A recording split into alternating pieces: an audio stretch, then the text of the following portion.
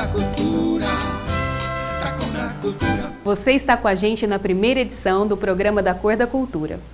Muitas vezes assistimos a uma peça de teatro, um programa de TV, lemos um livro, observamos um quadro e não conhecemos todo o trabalho anterior, o quanto esforço foi necessário para que as coisas acontecessem. Pensando nisto, o programa Da Cor da Cultura apresenta o modo de fazer, o making of, na produção de uma obra literária com o jornalista William de Oliveira, que está lançando o seu terceiro livro. Nós estamos hoje na casa do jornalista William de Oliveira e vamos falar um pouco do making of, do trabalho que ele faz e como ele desenvolve os textos e os livros dele. Oi, tudo bom, William? Tudo bem, Maria? É um prazer, né, estar nesse primeiro programa seu da Cor da Cultura, né? E para mim é uma honra estar aqui nesse primeiro making of, né? E estou aqui para meio que falar sobre esse assunto de escrever, que eu acho maravilhoso, né? Escrever eu falo que quando a gente escreve, a gente descobre coisas, né? Fala um pouco assim de como começa o seu processo de criação. Eu sempre acho, e acredito também nisso, que qualquer pessoa que escreve ou fala, enfim, a gente sempre está vendendo, entre aspas, alguma coisa, né? Então o meu processo criativo, eu acho que ele tem uma fonte muito grande que é a publicidade, né? A publicidade que envolve a criatividade. E uma das coisas que eu me preocupo sempre quando eu estou fazendo um texto, estou criando um texto, primeiro é a proposta criativa, quer dizer, o que eu vou dizer de diferente em relação a um assunto, às vezes já tão comentado. E a primeira coisa que me surge é o título, né? Às vezes eu tô pensando em alguma coisa, me vem um título e o título me nasce o texto. E assim, o processo, como você faz? Você escreve, computador, à mão? Eu até trouxe aqui uma coisa aqui, que eu já escrevi muito texto, olha, não sei se dá para ver aí, se mostrar, mas eu escrevi já muita coisa na minha vida à mão mesmo, né, caneta. E muita coisa, às vezes eu ainda faço assim, às vezes eu estou na faculdade, estou em algum lugar e tal, me vem uma ideia e eu falo, nossa, eu tenho que escrever porque posteriormente depois eu vou esquecer. E às vezes o título, né, esse título aqui, por exemplo, Viciado, né, que é um texto que está num livro meu de 2008, que eu estava buscando uma maneira de dizer uma relação de uma pessoa que é uma relação um pouco doentia. E a relação doentia é uma relação de dependência. E uma relação de dependência é uma relação viciante. E daí para vir viciado foi a primeira coisa que me veio, viciado.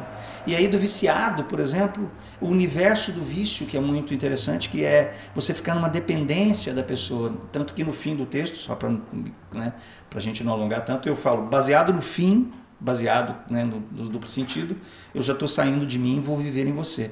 Que é uma maneira de dizer assim, que a gente está totalmente dependente de alguém, né? Vamos falar um pouquinho do livro novo? Veracidade. Fala um pouco desse título pra gente. Então, eu sempre falei do título, né? E eu tinha um outro título, que ainda bem que eu já não me lembro mais, para esse livro. E aquilo me incomodava e eu não estava muito satisfeito com esse título. E aí eu falei, poxa, eu preciso achar um título que signifique o que eu quero repassar mesmo, né, na própria capa. Tanto que você olhar aqui o Veracidade, essa capa, ou esse formato ainda está... A capa até já está basicamente formatada, né? Mas a ideia do Veracidade é justamente porque a gente vê a cidade da gente, ou vê o país, ou vê as coisas, na nossa maneira de ver, que é um buraco de fechadura, né? Primeiro que a gente tem uma visão muito limitada das coisas, tudo que a gente enxerga é muito limitado, as coisas são muito mais profundas, muito mais amplas do que a gente enxerga. Então eu quis dar essa ideia de veracidade, buscando talvez a minha veracidade sobre as coisas, que não quer dizer que sejam a verdade, mas que é a minha, e eu acho que nesse processo cada um tem a sua verdade, e no livro está a minha verdade sobre aquilo que eu acredito. E essa questão do buraco da fechadura, que eu acho que é legal do ponto de vista de que mostra que eu estou enxergando apenas um lado de uma história que é muito mais ampla, o universo é muito mais mágico, e graças a Deus que é assim, né? Porque se a gente tivesse uma verdade só sobre uma coisa, uma pessoa só escreveria sobre aquilo e acabaria, mas a gente tem N maneiras de ver as coisas com diferentes visões, né? E eu vi que no livro você traz um pouco de personagens da cidade, do milho para o cavalo. Conta um pouco dos personagens. Então, ver a cidade é uma maneira de você acompanhar e registrar, porque uma das coisas que eu faço questão também de frisar e fortalecer, que muito me honra, né? Eu sou jornalista na essência, além de publicitário, mas eu sou jornalista. E sendo jornalista ou querendo exercer essa função, eu acho que a gente tem que ficar olhando as coisas e resgatando coisas, acompanhando as coisas, dando... Eu falo que está faltando no jornalismo local, não sei se podemos até ampliar um pouco, mas no jornalismo local, falta jornalistas opinativos, né? que critiquem as coisas, que opinem sobre as coisas de uma maneira mais crítica. Não que isso seja, que não digo, né, a verdade, mas que cada um olhe pelo seu buraco de fechadura as coisas e não deixe as coisas passarem. Porque essa rapidez da vida está fazendo com que a gente perca o senso, o tato, a emoção, né? Então eu resgato um pouco nesse livro aqui pessoas que por exemplo, o Marcos Antônio, tem até um título aqui que é Morreu Marcos Antônio. Quem que é Marcos Antônio? Ninguém sabe, ou muita gente não sabe. Foi o Pé na Cova, né? Que foi uma personagem, e dentro do texto do personagem, dentro do texto desse personagem mesmo que ele foi, que é uma pessoa que na década de 80 fez parte de muita coisa na cidade, o Pé na Cova, no seu jeito, ele construiu uma parcela da história de Poços. E é preciso que se resgate isso. E você tem algum texto favorito? Tem um texto que eu acho meio que autobiográfico, que está nesse outro livro meu mais antigo. São 3 livros no total, né? São 3 livros. Esse é o segundo, é o primeiro, na verdade.